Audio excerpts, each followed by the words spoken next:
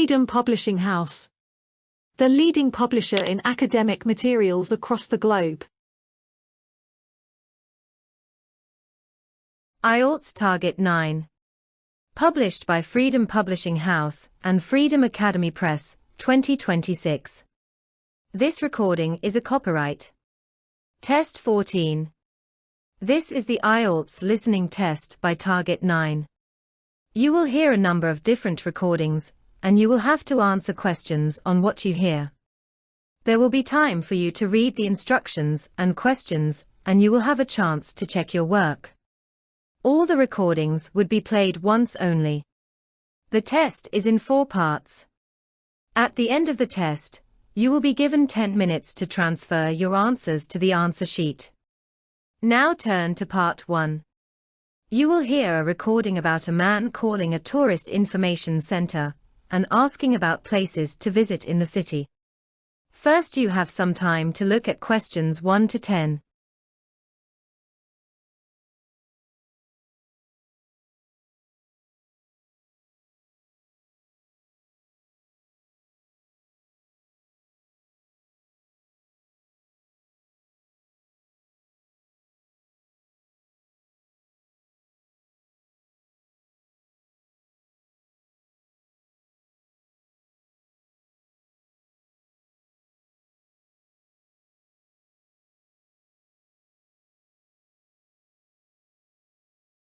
Now listen carefully and answer questions 1 to 10.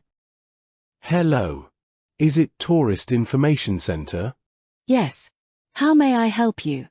My name is Chris Rogers, and I'm visiting this city for the first time. I was curious about the things I could see around the city. Please help me with that. Sure. We'll be happy to help you. May I know what sort of information you are looking for? Oh yes. I am calling to inquire about the free tourist attractions in the city. Okay.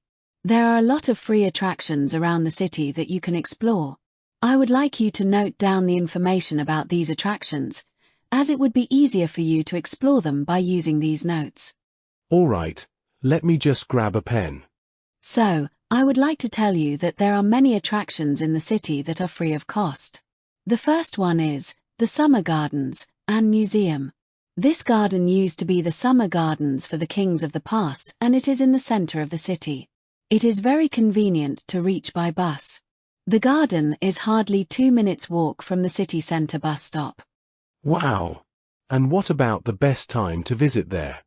This attraction is free of charge, and you can visit there from 6 a.m. to 8 p.m. on any day of the week.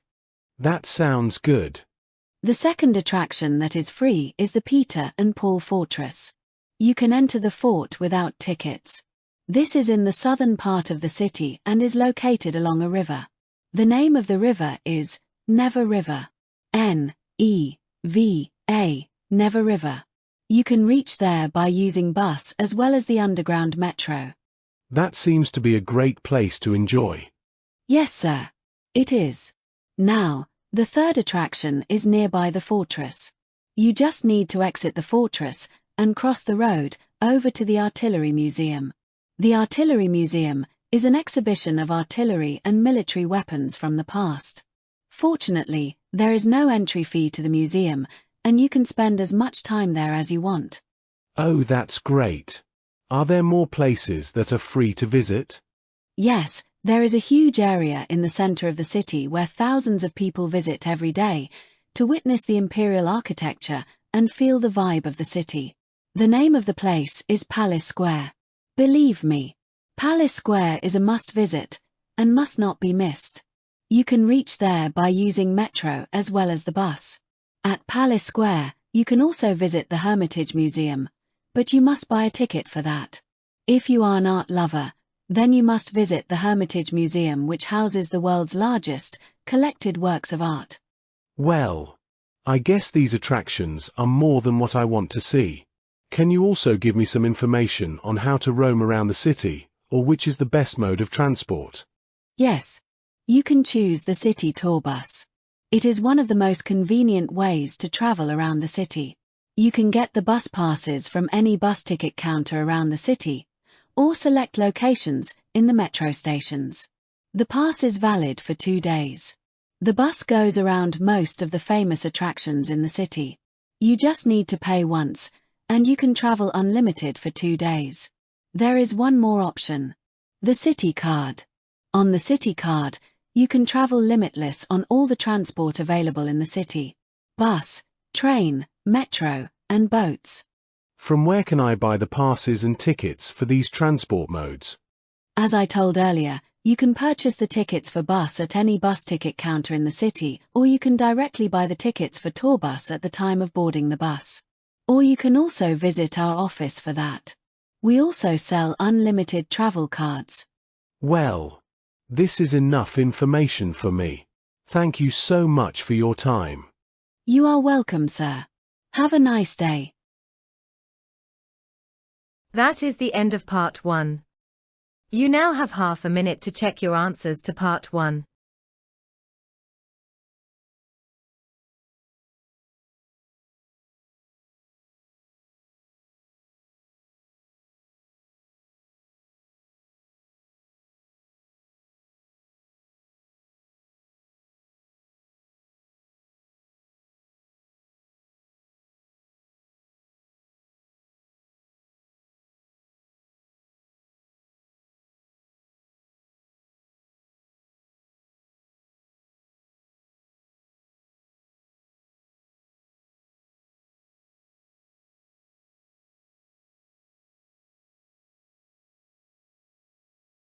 Part 2. You will hear a coordinator talking to the guests in the resort. First, you have some time to look at questions 11 to 16.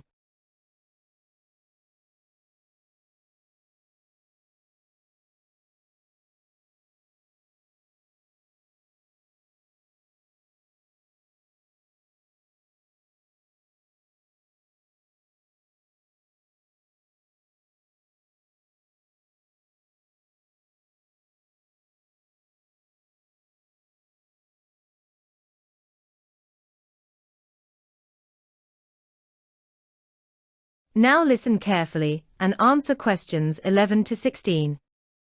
Hello everyone, and welcome. I'm Nina Hart, your holiday coordinator here at the Hillside Resort. I hope you're all looking forward to an amazing stay. Let me tell you about some of the exciting excursions you can join during your time here. First off, one of the most popular outings is the Sea Turtle Spotting Cruise. On our catamaran rides, we almost always see turtles in their natural habitat. In fact, if you don't see one, you can join another trip for free. We run this tour daily for €40. Unfortunately, today's trip is already full, but you can book a place for later in the week by speaking with me after the talk. If you're into hiking, I suggest joining the Canyon Trail Trek. It's a scenic walk through rugged terrain, covering just over 8 kilometers. We'll stop at a waterfall for refreshments, and you'll be given fruit and a wrap. It's €28 per person and takes place every Tuesday. Make sure to wear sturdy boots and carry a rain jacket. The weather can be unpredictable. Now, if cycling is more your thing, consider the Valley Glide Ride. You'll be transported with your bike to the summit of Ridge Peak, and from there, it's a 750-meter descent over a 25-kilometer route. It's quite a thrill and definitely not for the faint-hearted or beginners. But if you're confident on 2 wheels, the views are unforgettable. This tour is scheduled every Wednesday. For something more cultural, don't miss our Heritage Crafts journey. This excursion is completely free and takes you to a traditional weaving workshop and a woodcarving studio. You'll learn how local artisans preserve their techniques. Shopping is optional, and we return by 6:30 in the evening. This runs every Thursday afternoon. On Friday, we offer an excursion to the Celestia Space Center, which is perfect for anyone curious about the cosmos. It costs €95 per person and includes a guided tour of the observatory, a session with a resident astronomer, and a demonstration of one of the state-of-the-art star tracking systems. Afterward, we'll stop by Crystal Bay, where you can go for a swim if you'd like, before heading back. Lastly, we've partnered with Highland Stables near Coral Beach for horse riding adventures. Whether you're a seasoned rider or just starting out, they'll match you with a horse and guide you along coastal paths and across shallow waves. It's available every day for €38.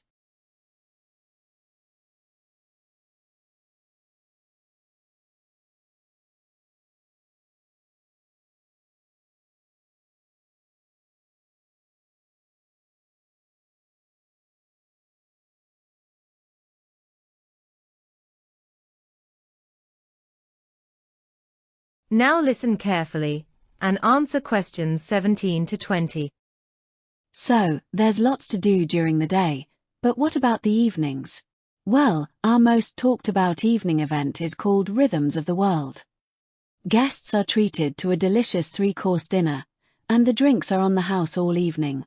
The show itself is a journey through global music and dance, starting in Havana, then to New Orleans jazz, and ending with Bollywood fusion. What makes it extra special is that at the end, the performers step down in costume to mingle with the audience. It's a great photo opportunity. It's incredibly popular, so if you're keen to attend, you need to reserve your seat early. It fills up fast. It runs every Saturday night. Tickets are €55, or €65 if you want priority seating next to the stage. If you're after something more traditional, don't miss the Highland Banquet on Friday night. It takes place in an ancient stone fortress, and the experience is meant to transport you to medieval times. Servers in period dress bring out hearty meat platters. No forks or spoons here, you eat with your hands, just like in the old days. The evening includes thrilling jousting displays, where knights on horseback compete to unseat each other. After dinner, there's folk music concert in the Great Hall, and everyone's welcome to join in. That is the end of part 2. You now have half a minute to check your answers to part 2.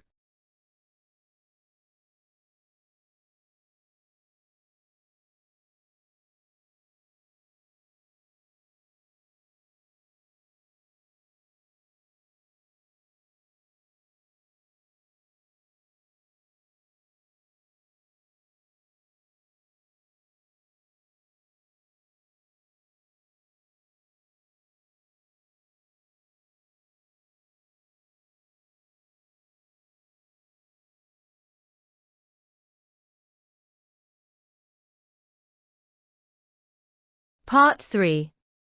You will hear a conversation between Peter and Paul, discussing their assignments on ice cream. First, you have some time to look at questions 21 to 30.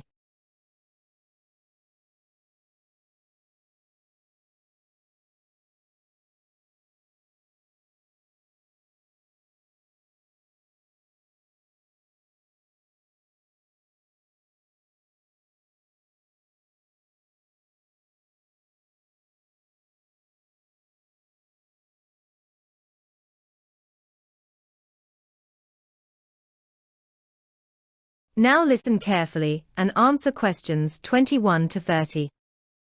Hello, Paul. Great to see you again after the winter breaks. I hope your assignment is done? Of course. Tomorrow's the last day to submit, but I was wondering if someone could listen to my presentation. It will give me some sort of confidence. I have nothing to do. You can show me your work. Oh, great. So, my topic was related to the history and the making of ice cream. My topic was Industrial Revolution, but yours looks so interesting. Can't wait to hear that. So, ice cream is a sweetened frozen food, typically eaten as a snack or dessert. It may be made from dairy milk or cream, and is flavored with a sweetener, either sugar or an alternative, and any spice, such as cocoa or vanilla. Colorings are usually added, in addition to stabilizers.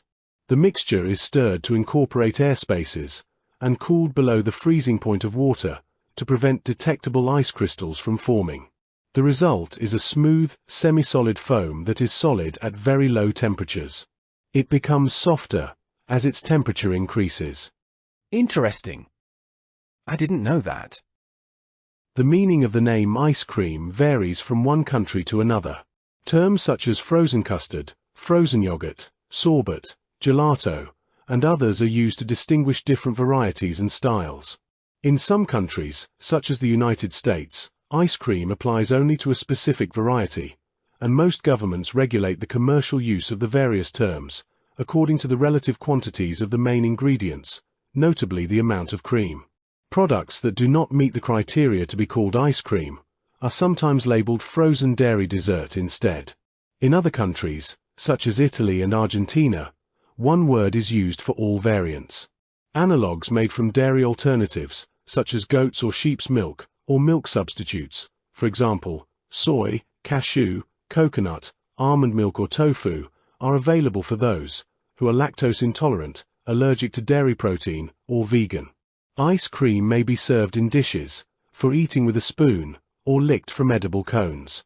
Ice cream may be served with other desserts, such as apple pie, or as an ingredient in ice cream floats, sundaes, milkshakes, ice cream cakes and even baked items, such as baked Alaska. That's really fascinating to know.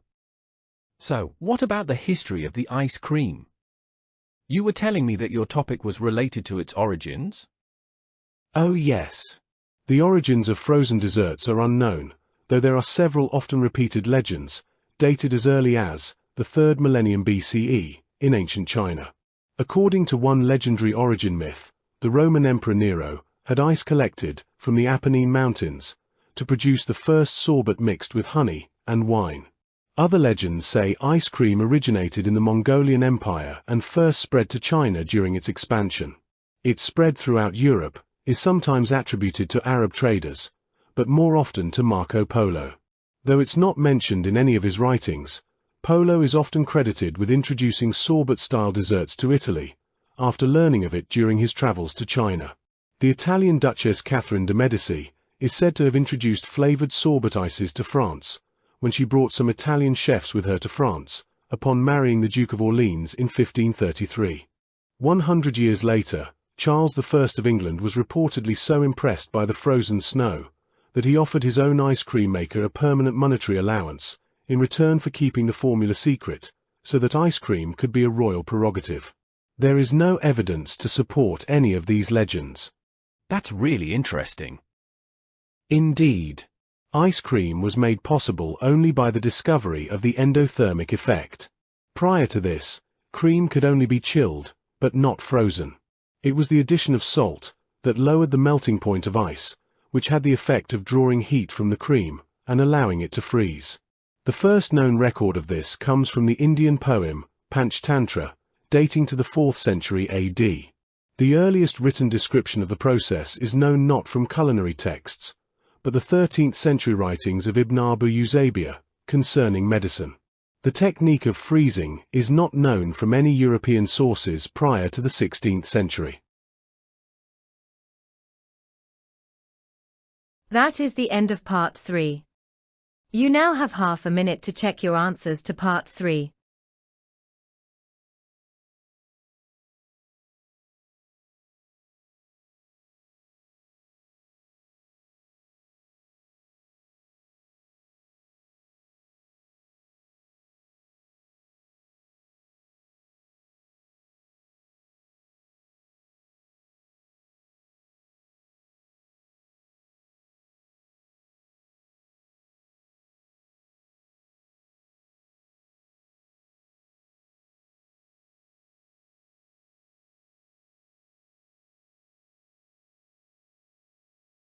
Part 4. You will hear a professor explaining the origins and facts related to broccoli. First, you have some time to look at questions 31 to 40.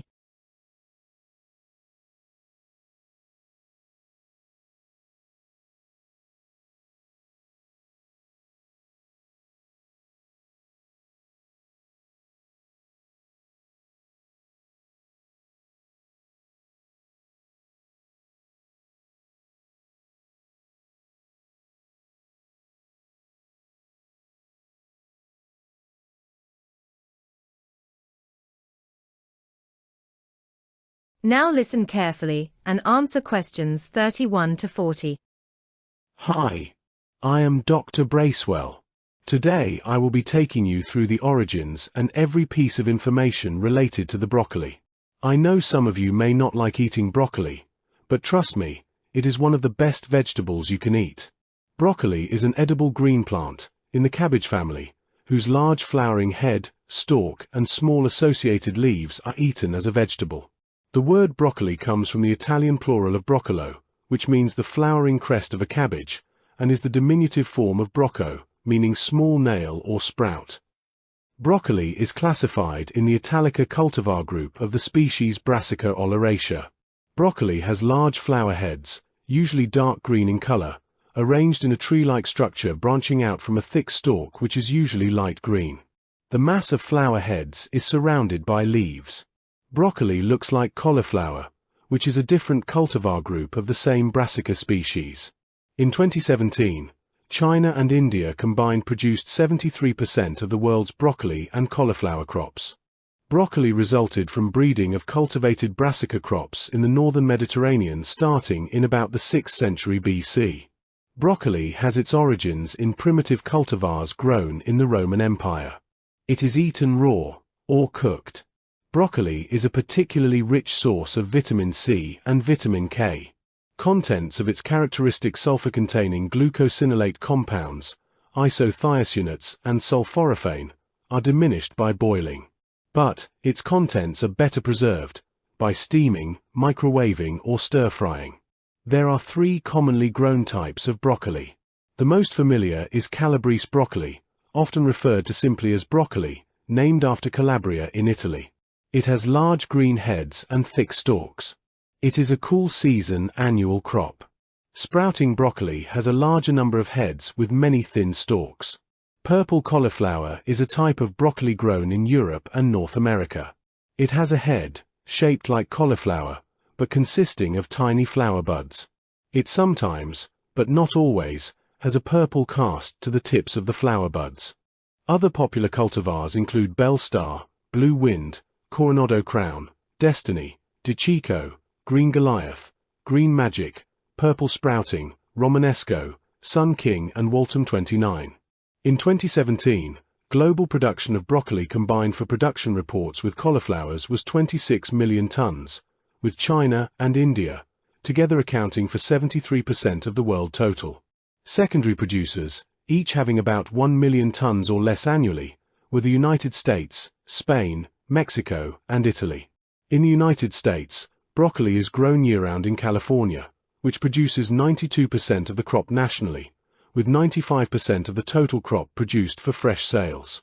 The majority of broccoli cultivars are cool weather crops that do poorly in hot summer weather.